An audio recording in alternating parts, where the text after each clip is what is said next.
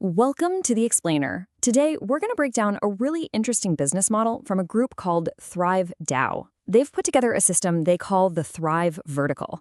And, well, it comes with a pretty audacious promise about how companies can grow. And this, right here, is the promise. This quote, from their own material, isn't just some catchy tagline. They present it as the core philosophy behind the entire system. It's a bold, provocative claim, so let's dig in and unpack what they actually mean by this method. So, what does wealth without risk really mean here? It's not about having zero risk. Come on, that's impossible in business, right?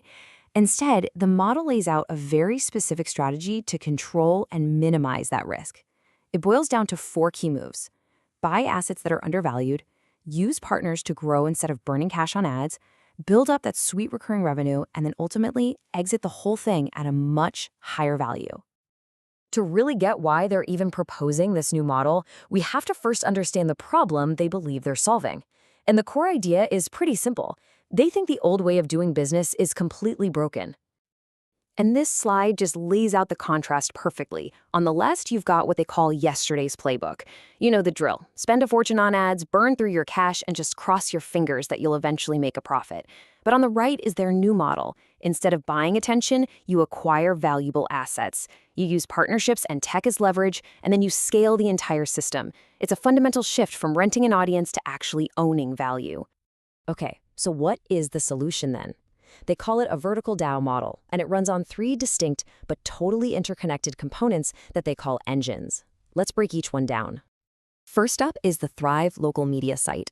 The easiest way to think about this is as the top of the funnel. It's basically their own in-house media company, and its only job is to create really good content that attracts a specific local audience. The goal is to build trust and generate interest way before you ever try to sell them anything. Now, this is where it gets really interesting. This slide shows why having your own media arm is so critical to this whole model. For one, it slashes the cost of getting new customers. It also gives you a built-in audience every time you launch something new. And get this, they state that a lot of the content and promotion can be automated by AI agents. And notice how they measure performance here. This is key. It's not about chasing vanity metrics like clicks or views.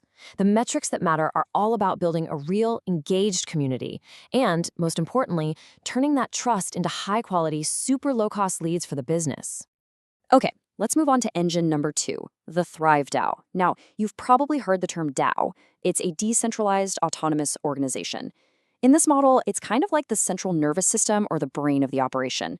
It's the hub where all the stakeholders, we're talking investors, partners, founders, all come together to make decisions and manage the money.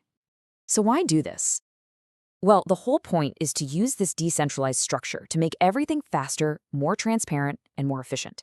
By getting everyone's incentives aligned with clear rules on the blockchain, the idea is you cut down on arguments, you speed up deal-making, and you can even find new investment opportunities straight from the community itself. And how do you know if the DAO is actually healthy? It's not just about the money in the bank. Success is measured by this really interesting blend of financial and community health metrics. Everything from how fast the treasury is growing, to how many people are actually voting, to how happy the partners are. The third and final engine is SmartAI Token Capital.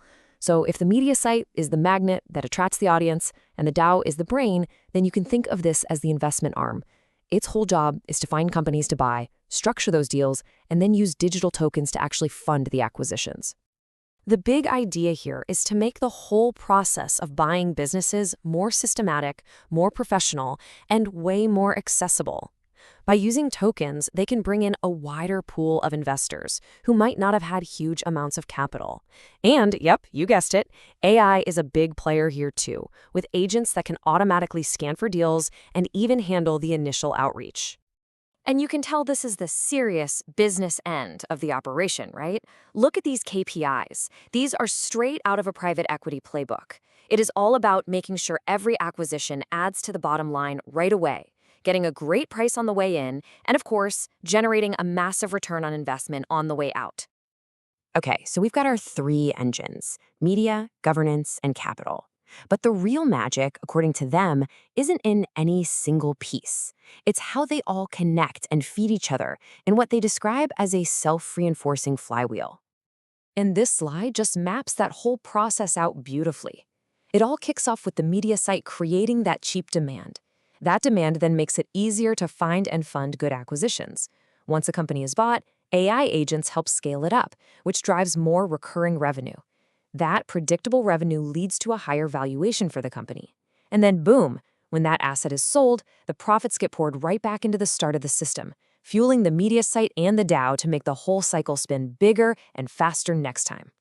So we get the mechanics of the flywheel. We see how the machine is supposed to work, but the next big question is, who is this all for? Who actually benefits from a model like this, and what's in it for them? And this value map is fascinating. It breaks down the what's in it for me for every single person involved. For CEOs and founders, it's a way to grow without taking on insane risks, and they get a more valuable company to sell. For investors, it's the promise of better returns with way more transparency. It even breaks down the benefits for real estate developers and local city leaders, framing this whole thing as a community-wide economic engine. But, this raises a huge question. The whole model is built around dominating one single market, one specific vertical. So what happens if that industry takes a nosedive? Aren't all your eggs in one basket? Well, they do have a proposed answer for that. And it's important to note this is just a concept for now. The idea is to create a totally separate, tokenized fund for an asset that has zero connection to their main business. In this case, they use the example of high-value rubies. Because the price of rubies isn't tied to the tech market, it could, in theory, act as a kind of insurance policy to protect the DAO's treasury if their main market hits a rough patch. And I really have to stress this point. The documents are super clear about this. This whole Ruby Fund thing is presented strictly as an idea, a conceptual strategy. They slap a big legal disclaimer on it, making it plain that this is not financial advice and that it would need a whole lot of lawyers to ever become real. So when you pull it all together, you get to the core argument of the entire model. The real strength, the real competitive advantage, the moat, as they call it, isn't any one of these single pieces. It's not just the media or the DAO or the AI. It's the integrated system itself. It's how all the pieces work together, which is something that would be incredibly difficult for a competitor to copy. And that leaves us with this final, big, forward-looking question to chew on. As things like AI and decentralization stop being buzzwords and start becoming just how business is done, are we going to see more of these kinds of tightly integrated, automated, self-reinforcing ecosystems? Is this model, or something like it, the new blueprint for how you build and grow a company in the future? It is definitely something to think about.